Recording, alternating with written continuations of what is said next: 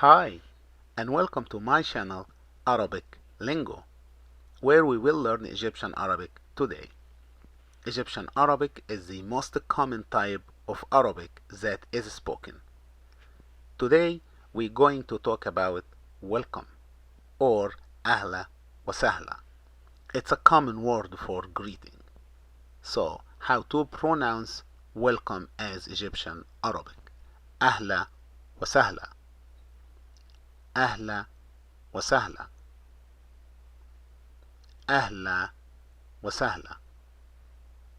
The local people will say أهلا وسهلا. أهلا وسهلا. أهلا وسهلا. Or you can say مرحبا.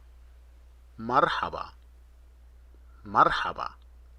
I hope this video teach you something for how to pronounce Egyptian Arabic. Thanks for watching.